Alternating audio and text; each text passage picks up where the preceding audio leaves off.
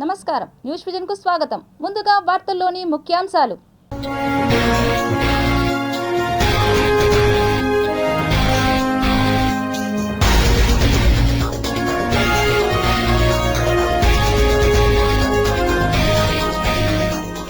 కాశ్మీర్లో జెడ్మో టన్నెల్ ను ప్రారంభించిన ప్రధాని మోడీ. పాల్గొన్న నితిన్ గడ్కరీ, జమ్మూ కాశ్మీర్ సీఎం. అంతరిక్షంలో దోబూచులాడుకుంటున్న స్పేడెక్స్, ఆందోళనలో ఇస్రో శాస్త్రవేత్తలు. సేఫ్ గేమ్ ప్లే చేస్తున్న పవన్ కళ్యాణ్, సంకట స్థితిలో ముఖ్యమంత్రి చంద్రబాబు. వదంతులు నమ్మవద్దు, తిరుమలలో అత్యవసర సమావేశంలో టీటీడీ చైర్మన్ ఈవో. ఘనంగా భోగి పండుగ వేడుకలు, సంక్రాంతి కనుమ మరింత సందడి. తిరుపతి జిల్లాలో వరుస రోడ్డు ప్రమాదాలు, క్షతగాత్రుల ఆర్తనాదాలు.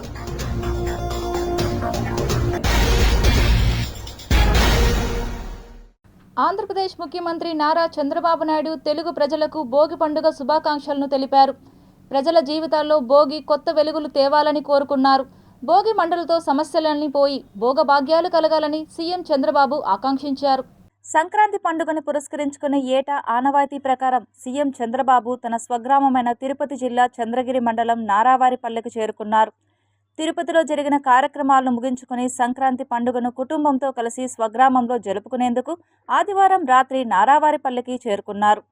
కాగా పురపాలక మంత్రి పొంగూరు నారాయణతో కలిసి ముఖ్యమంత్రి విజయవాడ నుంచి ప్రత్యేక విమానంలో ఆదివారం సాయంత్రం 4:30 గంటలకు రేణిగుంట విమానాశ్రయం చేరుకున్నారు.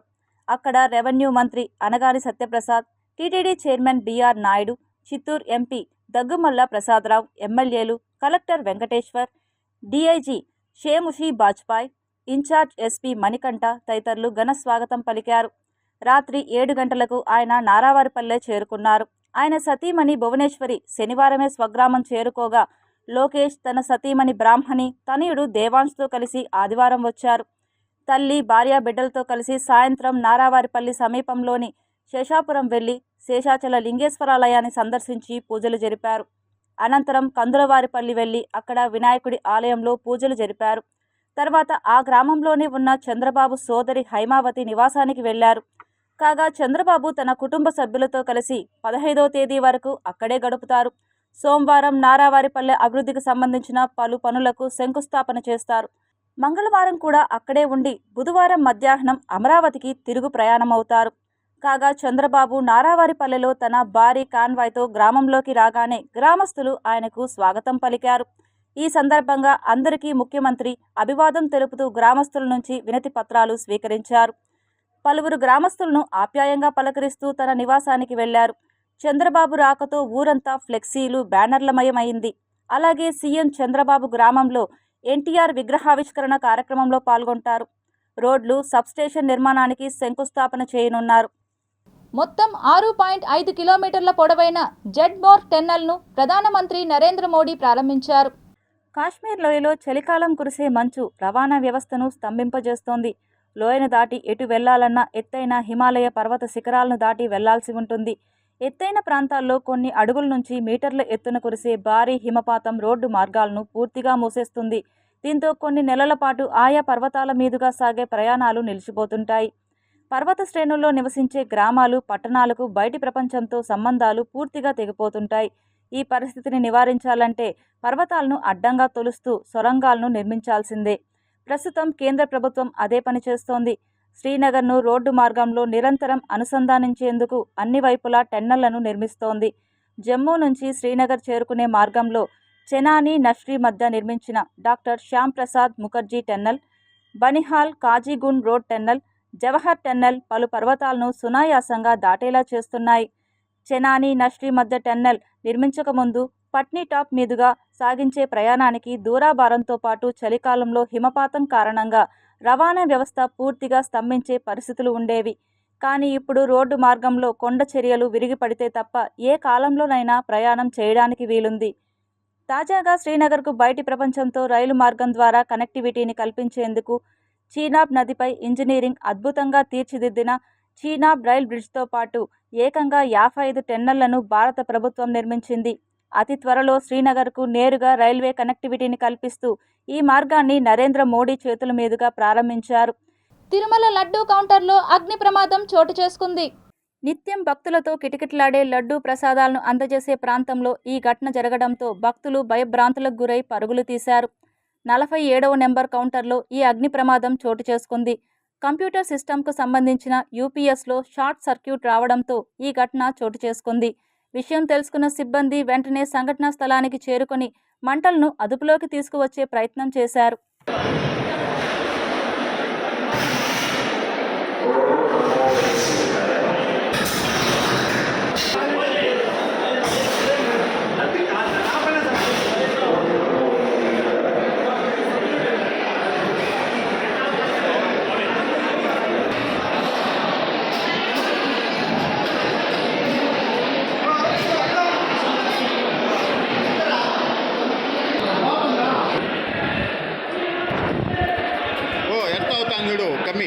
తిరుమల 2వ ఘాట్ రోడ్లో రోడ్డు ప్రమాదం చోటు చేసుకుంది.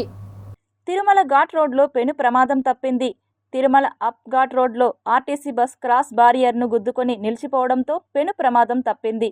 పోలీసులు తెలిపిన వివరాల మేరకు మధ్యాహ్నం సుమారుగా 3 గంటల ప్రాంతంలో తిరుమలకు వెళ్తున్న ఆర్టీసీ బస్సు బ్రేక్ ఫెయిల్ అవడంతో డివైడర్ వద్దనున్న క్రాష్ బ్యారియర్ను గుద్దుకొని నిలిచిపోయింది. క్రాష్ బ్యారియర్ దృఢంగా ఉండడంతో పెను ప్రమాదం తప్పిందని, లేదంటే లోయలో పడి ఉండేవారు. ప్రమాదం తప్పడంతో అందరూ ఊపిరి పీల్చుకున్నారు. ఆర్టీసీ బస్ రోడ్డుకు అడ్డంగా నిలిచిపోవడంతో కిలోమీటర్ల మేర ట్రాఫిక్ జామ్ అయింది. 21 మంది ప్రయాణికులకు స్వల్ప గాయాలు కావడంతో తిరుమల అశ్విని హాస్పిటల్లో చికిత్స అందించి మెరుగైన చికిత్స కోసం తిరుపతి రుయా ఆసుపత్రికి క్షతగాత్రులను తరలించారు. సమాచారాన్ని అందుకున్న పోలీసులు సంఘటనా స్థలానికి చేరుకొని వెంటనే యాక్సిడెంట్ అయిన బస్సును అక్కడి నుంచి తప్పించి ట్రాఫిక్ క్లియర్ చేశారు. ఈరోజు మధ్యాహ్నం అరౌండ్ 3 o'clockకి అప్ఘాట్ రోడ్లో 6 కిలోమీటర్ దగ్గర బస్సు ఆర్టీసీ బస్సు అది కొద్దిగా స్కిడ్ అయ్యేసి రోడ్డుకి అడ్డం డివైడర్ గుద్దుకొని అడ్డం నిలబడిపోయింది. అందువల్ల సడన్గా అట్లా జరగడంలో బస్సులో ఉన్నటువంటి ప్రయాణికులకి డ్రైవర్కి 9 మందికి సింపుల్ ఇంజరీస్ అయ్యాయి. అశ్విని హాస్పిటల్లో ట్రీట్మెంట్ తీసుకుంటున్నారు. ఇంకొకరికి కొద్దిగా జా ఏదో ప్రాబ్లం ఉందంటే కింద సిమ్స్కి రెఫర్ చేశారు. ట్రీట్మెంట్ తీసుకుంటున్నారు. ఫర్దర్ ఇన్వెస్టిగేషన్ చేస్తారు. ప్రమాదం ఏం లేదు, ఎవరికేం పెద్ద ప్రాణాపాయం కానీ ఏమీ లేదు. మేజర్ ఇంజరీస్ కూడా ఎవరికి లేవు, సింపుల్ ఇంజరీస్. తిరుపతి జిల్లా చంద్రగిరి మండలం రంగంపేట సమీపంలోని కళ్యాణి డ్యాం వద్ద 2 ఆర్టీసీ బస్సులు ఢీకొనడంతో దాదాపు 20 మంది ప్రయాణికులు గాయాల పాలయ్యారు. తిరుపతి నుంచి పీలేరుకు వెళ్తున్న ఆర్టీసీ బస్సు, మదనపల్లి నుంచి తిరుపతికి వస్తున్న మరో ఆర్టీసీ బస్సు కళ్యాణి డ్యాం మలుపు వద్ద ఢీకొన్నాయి. దీంతో ఓ డ్రైవర్కు తీవ్ర గాయాలు కాగా 20 మంది ప్రయాణికులకు గాయాలయ్యాయి. గాయపడిన వారిని 108 అంబులెన్సుల ద్వారా చికిత్స నిమిత్తం తిరుపతి రుయా ఆసుపత్రికి పోలీసులు తరలించారు. సంఘటనా స్థలంలో భారీగా ట్రాఫిక్ జామ్ కావడంతో వాహనదారులు కొంత ఇబ్బంది పడ్డారు. సంఘటనా స్థలానికి పోలీసులు చేరుకొని క్షతగాత్రులకు సహాయక చర్యలు చేసి ట్రాఫిక్ క్లియర్ చేశారు. చంద్రగిరి పోలీసులు కేసు నమోదు చేసి దర్యాప్తు చేస్తున్నారు. శ్రీవారి భక్తులకు మరింత మెరుగైన సేవలు అందించేందుకు సమిష్టిగా నిర్ణయాలు తీసుకుంటున్నామని TTD chairman Shri BR Naidu, EO Shyamala Rao తెలిపారు. తిరుమల శ్రీవారి భక్తులకు మరింత మెరుగైన, పటిష్టమైన, పారదర్శకమైన సేవలు అందించేందుకు సమిష్టిగా నిర్ణయాలు తీసుకుంటున్నామని TTD chairman Shri BR Naidu తెలిపారు. తిరుమల అన్నమయ్య భవన్లో సోమవారం టీటీడీ ఈవో, టీటీడీ అదనపు ఈవోలతో కలిసి టీటీడీ చైర్మన్ మీడియా సమావేశం ఏర్పాటు చేశారు. ఈ పాలక మండలి ఏర్పాటు నుంచి ఎప్పుడో మేమంతా కూడా కొన్ని నిర్ణయాలు తీసుకున్నాం. ఆ నిర్ణయాల్లో ఏమన్నా 4-5 అమలు చేయటం లేదన్నా టెక్నికల్ ఇష్యూ వచ్చి జాప్యం జరిగిందే కానీ, అంతేగాని మా మధ్యన ఏదో వివాదాలు ఉన్నాయి, అవి ఉన్నాయి, ఇవి అన్ని కథలల్లేసి ఇలా చేయటం కూడా కరెక్ట్ కాదు. కాబట్టి నేను దాన్ని తీవ్రంగా ఖండిస్తున్నాను. ఇకపోతే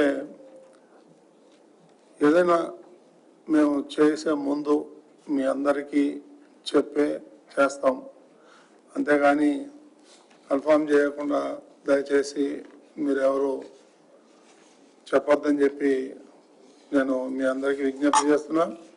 అది భక్తుల ప్రయోజనాలు లేకపోతే టీటీడీ ప్రయోజనాల గురించి తీసుకుని చెప్తారు, అవి చర్చిస్తాం. అవి చర్చించినప్పుడు అవి బయటికి లీక్ అయ్యి లేకపోతే లీక్ చేసి దాన్ని ఎగ్జాగరేట్ చేసి ఏదో అయిపోయింది, ఏదో తిట్టేసుకున్నారు, అందుకని వీళ్ళు ఇద్దరు అసలు మాట్లాడుకోవట్లేదు, అలాగే అన్ని తప్పుడు ప్రచారం చేయడం కరెక్ట్ కాదు. దీనివల్ల భక్తుల మనోభావాలు కూడా దెబ్బతింటాయి. అదొక నెగిటివ్ ఇది వస్తుంది. దీన్ని ఖండించాలనే ఇది ఖండిస్తున్నాము. మేమందరం కూడా అడిషనల్ ఈఓ గారు కానీ, బోర్డు కానీ, ఈఓ కానీ, చైర్మన్ గారు కానీ అందరం కూడా ఏకతాటి మీద పని చేస్తున్నాము. అందరూ కూడా డిస్కస్ చేసుకుంటున్నాము. ఎక్కడా కూడా సమన్వయ లోపం అనేది డజంట్ అరైజ్, ఎక్కడా కూడా లేదు. అది దాంట్లో మీరు ఏదైనా రాంగ్ ప్రచారం ఏమైనా జరుగుతుంటే దాన్ని కూడా మీరు గ్రహించాలి. ఏమన్నా మీకు డౌట్స్ ఉంటే మీరు మమ్మల్ని అడగండి, మేము దాని మీద క్లారిఫికేషన్ ఇస్తాం. గత 6 నెలలుగా ఎన్నో మంచి పనులు చేసాం. అవన్నిటినీ పక్కన పెట్టేసి ఇది ఒక నెగిటివ్ వచ్చింది సోషల్ మీడియాలో వేరే లేదు కాబట్టి అందరూ కూడా దాని గురించి మాట్లాడుతున్నారు. మీ అందరికీ తెలుసు గత 6 నెలలుగా ఏం పనులు చేసాం, ఏం మంచి పనులు చేసాం అనేది మీ అందరికీ తెలుసు. ఈ మధ్య కూడా ఎక్కడో న్యూస్ చేస్తే దాంట్లో 7,000 పెంచారు, 8,000 పెంచారని ఎక్కడ వచ్చింది? ఎక్కడా కూడా అంతకుముందు 3 hours 45 minutes, 3 hours 30 minutes ఉండే యొక్క విఐపి దర్శనాన్ని కొంతవరకు స్ట్రీమ్లైన్ చేశాం.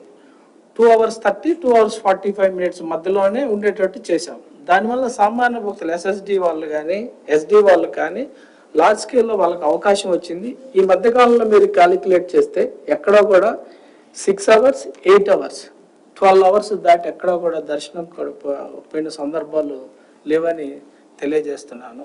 తిరుమలలో భక్తుల రద్దీ కొంత తగ్గింది. నేడు భోగి పండుగ కావడంతో పాటు సోమవారం కావడం కూడా భక్తుల రద్దీ తగ్గడానికి కారణమని అధికారులు చెబుతున్నారు. సంక్రాంతి 3 రోజుల పాటు సెలవు దినాలు కావడంతో ఎక్కువ మంది భక్తులు వస్తారని భావించిన భోగి పండుగ కావడంతో ఇంటి వద్దనే ఉన్నారు. అయితే తిరుపతి స్థానిక ప్రజలు భోగి పండుగ చేసుకున్న అనంతరం తిరుమల శ్రీవారి దర్శనం చేసుకుంటారు. పండుగ రోజు వెంకటేశ్వర స్వామిని దర్శించుకుంటే మంచిదని, శుభప్రదమని భావిస్తారు. అదే సమయంలో వైకుంఠ ద్వార దర్శనానికి సంబంధించి కూడా ఉత్తర ద్వారం నుంచి దర్శించుకోవడానికి ముందుగానే టికెట్ తీసుకున్న భక్తులు తిరుమలకు చేరుకున్నారు. దీంతో తిరుమలలో భక్తుల రద్దీ అంతంత మాత్రంగానే ఉంది. రేపు సంక్రాంతి కావడంతో పెద్దగా భక్తులు రాలేదని తిరుమల తిరుపతి దేవస్థానం అధికారులు చెబుతున్నారు. అందరూ స్వగ్రామానికి చేరుకున్నారని, సంక్రాంతి పండుగకు వెళ్లడంతో తిరుమలకు భక్తుల తాకిడి తగ్గిందనే చెప్పాలి. 3 రోజుల పాటు వరుసగా సెలవులు రావడం వల్ల కూడా తిరుమలకు భక్తులు వచ్చే అవకాశం ఎక్కువగా లేదు. ఈ 3 రోజుల పాటు ఇతర రాష్ట్రాల నుంచి కూడా భక్తులతో పాటు అయ్యప్పమాల వేసుకుని శబరిమల వెళ్లి స్వామిని దర్శించుకునేందుకు వచ్చేవారి సంఖ్యతో ఎక్కువగా ఉంది. అందుకే తిరుమలలో నేడు పెద్దగా రష్ లేదని తిరుమల తిరుపతి దేవస్థానం అధికారులు చెబుతున్నారు. నిన్న తిరుమల శ్రీవారిని 70,966 మంది భక్తులు దర్శించుకున్నారు. వీరిలో 15,681 మంది భక్తులు తమ తల నీలాలను సమర్పించుకుని మొక్కులు చెల్లించుకున్నారు.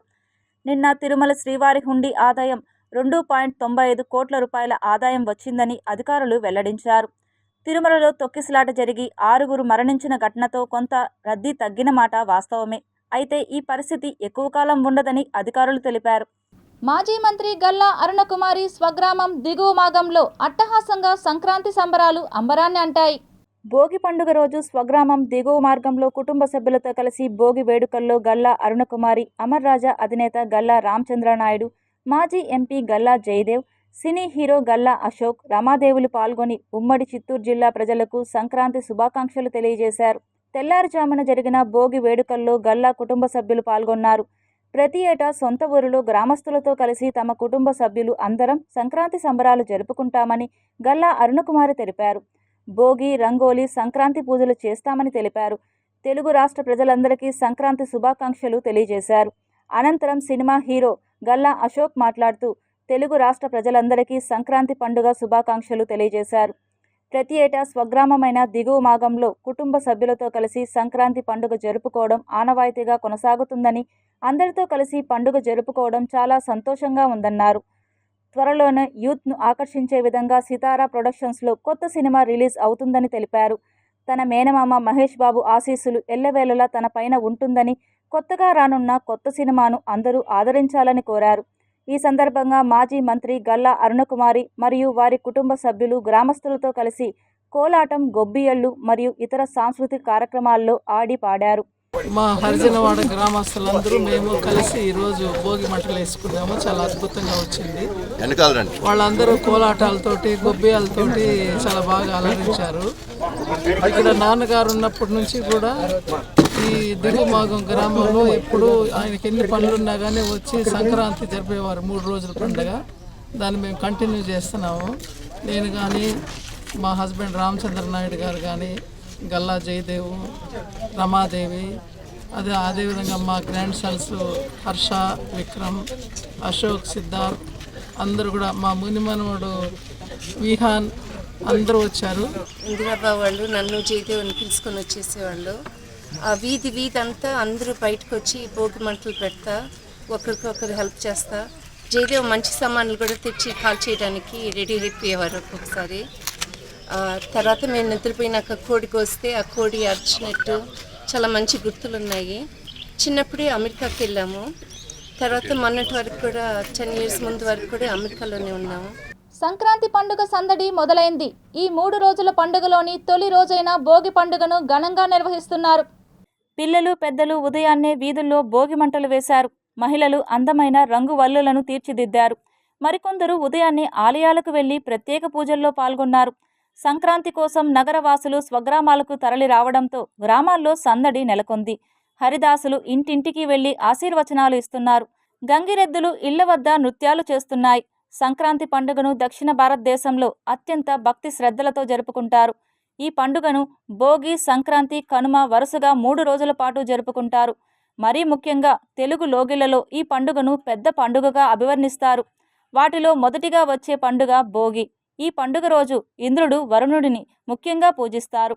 ఇక దక్షిణాయన కాలంలో భూమికి సూర్యుడు దూరంగా ఉంటాడు. దీంతో ఉష్ణోగ్రతలు తగ్గుతుండడంతో చలి తీవ్రత పెరుగుతోంది. దాంతో చలి వాతావరణాన్ని తట్టుకోవడానికి, ఈ బాధల నుంచి తప్పించుకోవడానికి, దక్షిణాయనంలో పడిన కష్టాలు బాధలను తట్టుకోవడానికి రానున్న ఉత్తరాయణ కాలంలో సుఖ సంతోషాలు కలగాలని ఈ భోగి రోజు మంటలు వేస్తారు. భోగి మంటల్లో పిడకలు వేస్తారు.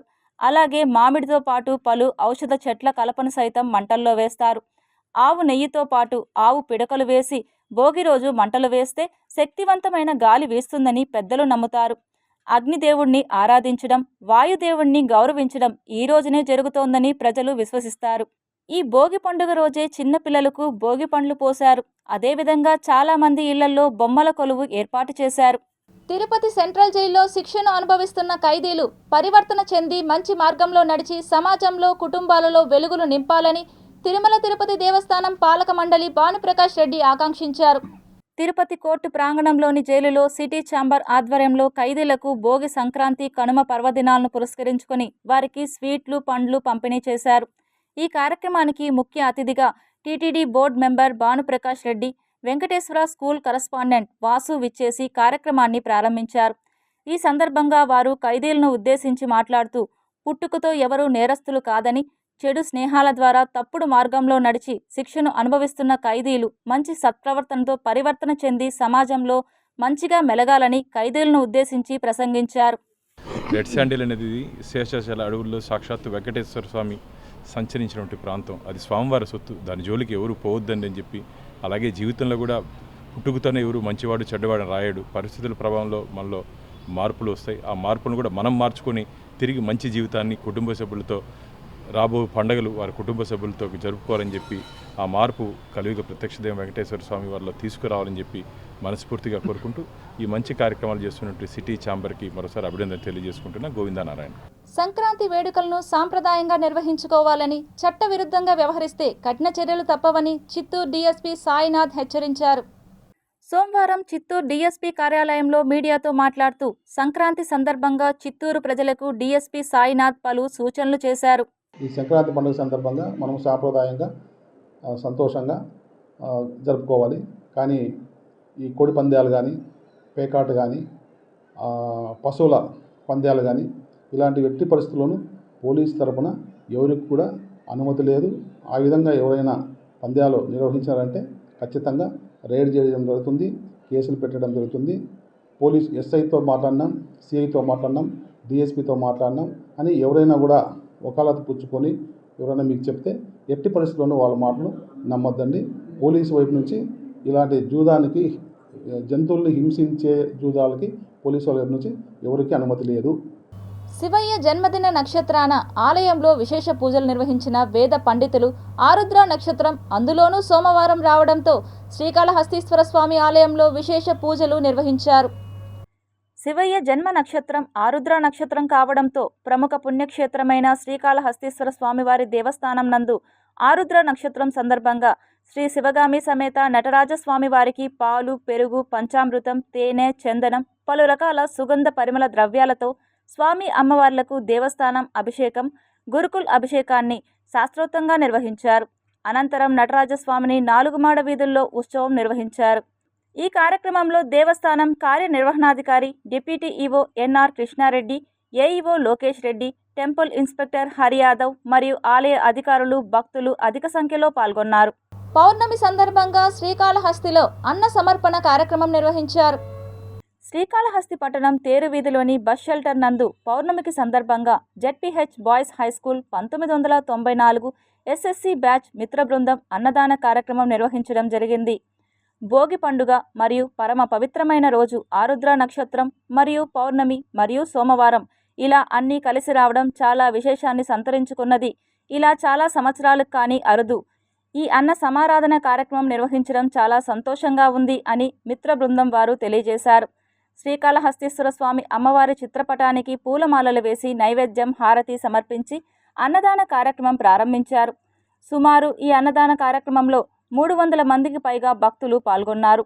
గత 3 సంవత్సరాలుగా ప్రతి పౌర్ణమికి జెడ్పీహెచ్ఎస్ 1994 10th బ్యాచ్ ఆత్మీయ మిత్రులందరి సహాయ సహకారాలతో దిగ్విజయంగా నిర్వహించబడుతున్నదని తెలిపారు. మహత్కర పుణ్యకార్యంగా భావించి ఎస్ఎస్సి 1994 మిత్ర బృందం అన్న సమర్పణ కార్యక్రమం నిర్వహించడం చాలా సంతోషంగా ఉంది అని తెలియజేశారు. 1994 జెడ్పీ బాయ్స్ హై స్కూల్ మిత్ర బృందం తరఫున గత 3 సంవత్సరాలుగా ప్రతి పౌర్ణమి రోజు అన్న సంతర్పణ జరుగుతుంది. ఇది దేవుని ఆశీస్సులతో గత 3 సంవత్సరాలుగా ఎలాంటి ఇబ్బంది లేకుండా ప్రశాంతంగా జరుగుతుంది. ఇంకా దేవుని ఆశీస్సులు ఉన్న రోజులు మా పెద్దలు మిత్రులు అందరూ కలిసిమెలిసి ఇదే విధంగా అన్నదానం చేసుకుంటాం. ఈ నెల 21న జిల్లా కేంద్రమైన చిత్తూరులో ఎస్సీ వర్గీకరణ విషయమై 1 మ్యాన్ కమిషన్ రాజు విద్యా మిశ్రా వస్తున్న సందర్భంగా మాదిగలు అశేష జనవాహినిగా హాజరై వినతి పత్రాలు సమర్పించాలని నాయకులు పిలుపునిచ్చారు. సోమవారం చిత్తూరులో మీడియాతో మాట్లాడుతూ రాష్ట్ర వ్యాప్తంగా మాదిగలు, మాదిగ ఉపకులాలు తీవ్ర అణిచివేతకు గురి అవుతున్నట్లు వెల్లడించారు. ఎస్సీ వర్గీకరణ చేయాలని మందకృష్ణ మాదిగ 30 ఏళ్ల పోరాటం ఫలితంగా రాష్ట్ర ప్రభుత్వం ఎస్సీ వర్గీకరణకు గ్రీన్ సిగ్నల్ ఇచ్చిన విషయాన్ని తెలిపారు. ఈ విషయమై 1 మ్యాన్ కమిషన్ రాజు విద్యా మిశ్రను రాష్ట్ర ప్రభుత్వం నియమిస్తూ జిల్లాల వారీగా పర్యటిస్తున్న సందర్భంగా ఈ నెల 21న చిత్తూరు జిల్లాకు 1 మ్యాన్ కమిషన్ వస్తుందని తెలిపారు.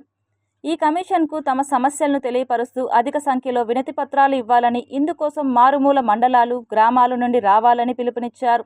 ఈ కార్యక్రమంలో ఎంఆర్పీఎస్ రాష్ట్ర అధికార ప్రతినిధి దుడ్డు రామకృష్ణ మాదిగ, రాష్ట్ర కార్యదర్శి మాటూరి మురళి మాదిగ, ఎంఆర్పీఎస్ నాయకులు జనార్దన్ మాదిగ, మహేష్, పలువురు మాదిగ నాయకులు పాల్గొన్నారు. అన్నమాచార్య కళామందిరంలో ఘనంగా శ్రీ గోదా కళ్యాణం నిర్వహించారు. పవిత్రమైన ధనుర్మాసం ముగింపు సందర్భంగా తిరుపతిలోని అన్నమాచార్య కళామందిరంలో సోమవారం ఉదయం శ్రీ గోదా కళ్యాణం వైభవంగా జరిగింది. ధనుర్మాసంలో టీటీడీ ఆల్వార్ దివ్య ప్రబంధ ప్రాజెక్ట్ ఆధ్వర్యంలో దేశవ్యాప్తంగా గల 250 కేంద్రాల్లో నెల రోజుల పాటు ప్రముఖ పండితులతో తిరుప్పావై ప్రవచనాలు నిర్వహించారు. ముందుగా శ్రీ గోదాదేవి ఆండాల్, శ్రీ రంగనాథ స్వామి వారి ఉత్సవర్లను వేదికపై కొలువు తీర్చారు. అనంతరం శాస్త్రోక్తంగా కళ్యాణఘట్టం నిర్వహించారు. వేద పారాయణదారుల వేద పఠనం, అన్నమాచార్య ప్రాజెక్ట్ కళాకారులు గాత్ర సంగీతం నడుమ స్వామి అమ్మవార్ల కళ్యాణం వైభవంగా జరిగింది. టీటీడీ ఆల్వార్ దివ్య ప్రబంధ ప్రాజెక్ట్ ఆధ్వర్యంలో తిరుపతిలోని అన్నమాచార్య కళామందిరంలో డిసెంబర్ 16 నుంచి దాదాపు నెల రోజుల పాటు జరిగిన తిరుప్పావై ప్రవచనాలు సోమవారం ముగిశాయి. తిరుపతికి చెందిన ప్రముఖ పండితులు చక్రవర్తి రంగనాథన్ ఇక్కడ తిరుప్పావై ప్రవచనాలు వినిపించారు. ఈ కార్యక్రమంలో TTD FACAO Balaji, Alwar Divya Prabandha project coordinator Purushottam, programme assistant Kokila, స్థానిక భక్తులు పాల్గొన్నారు.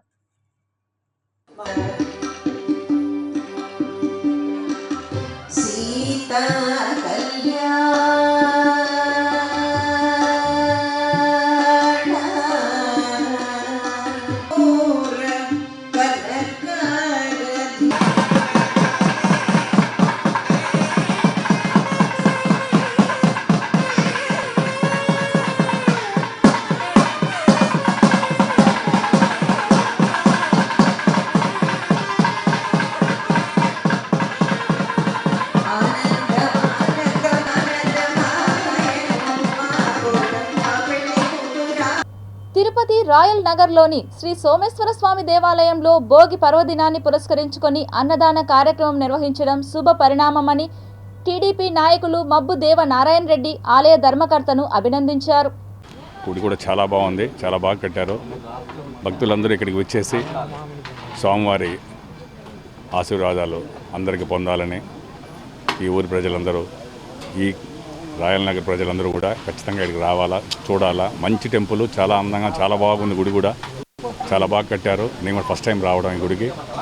అందరికీ స్వామివారి ఆశీస్సులు ఎప్పుడూ ఉండాలని మనస్ఫూర్తిగా కోరుకుంటున్నాను.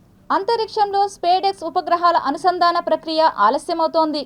ఆదివారం ఒకానొక దశలో 2 ఉపగ్రహాల మధ్య దూరం 15 మీటర్లకు, ఆ తర్వాత 3 మీటర్లకు తగ్గింది. ఇదే స్థితిలో అవి కొద్దిసేపు కొనసాగాయి.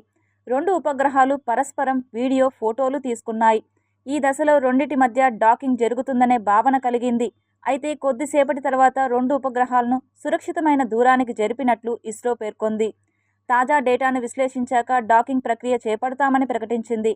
అయితే ఉపగ్రహాల్లోని ప్రాక్సిమిటీ అండ్ డాకింగ్ సెన్సర్తో ఇబ్బంది తలెత్తినట్లు సమాచారం.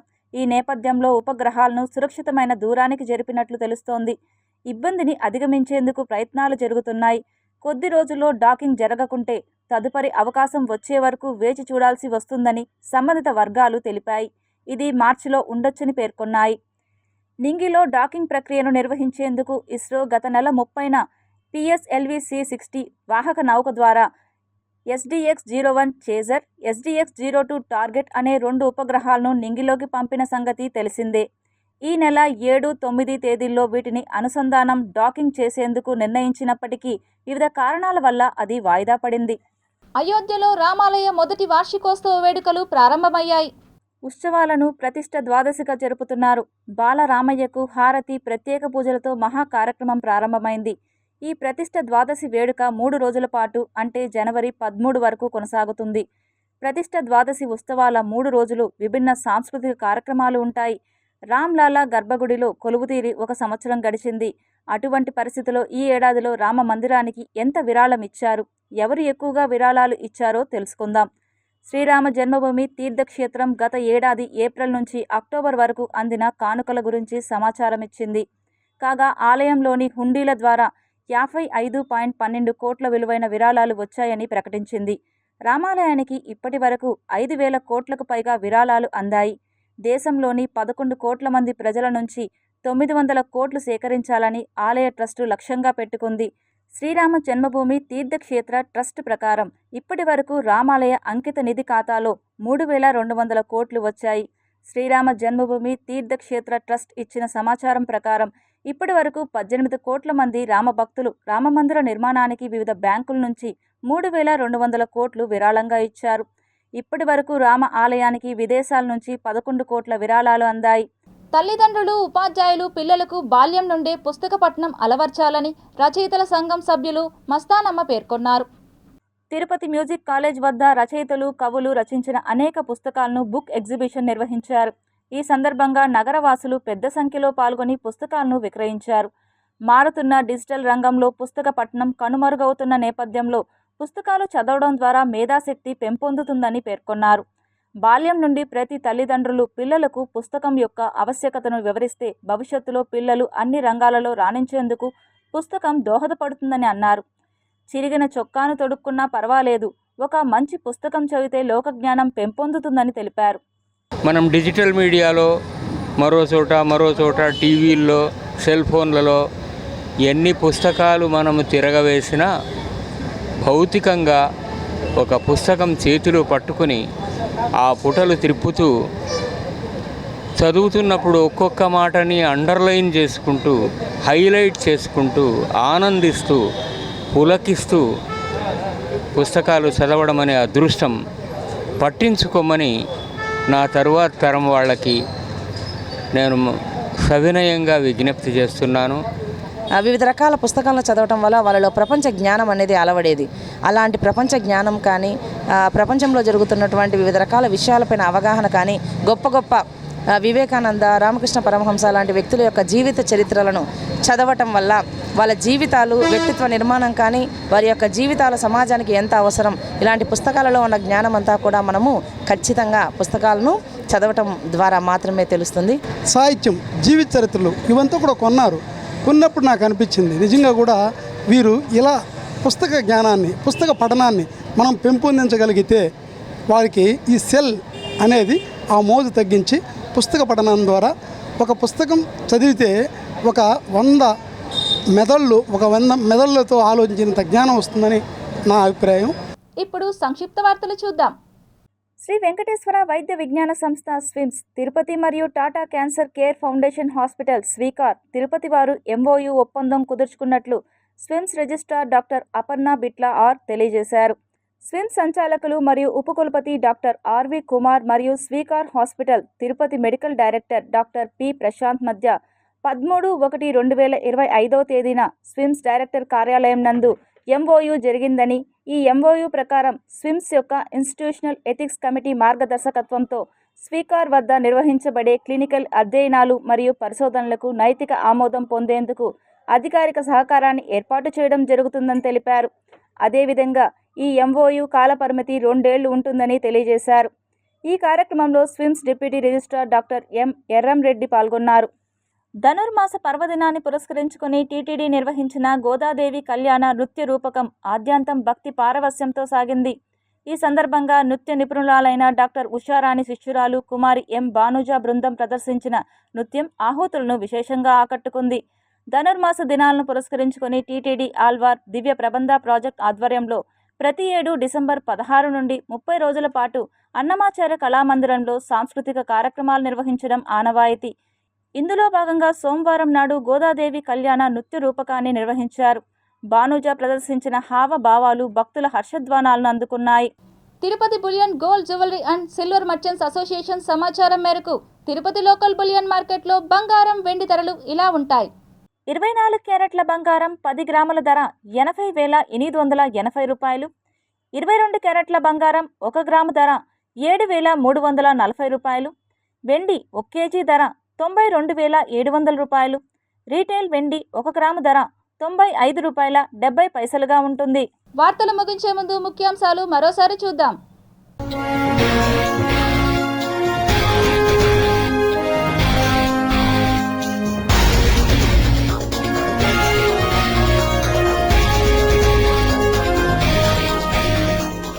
కాశ్మీర్లో జెడ్మో టన్నెల్ను ప్రారంభించిన ప్రధాని మోడీ. పాల్గొన్న నితిన్ గడ్కరీ, జమ్మూ కాశ్మీర్ సీఎం. అంతరిక్షంలో దోబూచులాడుకుంటున్న స్పేడెక్స్ ఆందోళనలో ఇస్రో శాస్త్రవేత్తలు. సేఫ్ గేమ్ ప్లే చేస్తున్న పవన్ కళ్యాణ్, సంకట స్థితిలో ముఖ్యమంత్రి చంద్రబాబు. వదంతులు నమ్మవద్దు, తిరుమలలో అత్యవసర సమావేశంలో టీటీడీ చైర్మన్ ఈవో. ఘనంగా భోగి పండుగ వేడుకలు, సంక్రాంతి కనుమ మరింత సందడి. తిరుపతి జిల్లాలో వరుస రోడ్డు ప్రమాదాలు, క్షతగాత్రుల ఆర్తనాదాలు.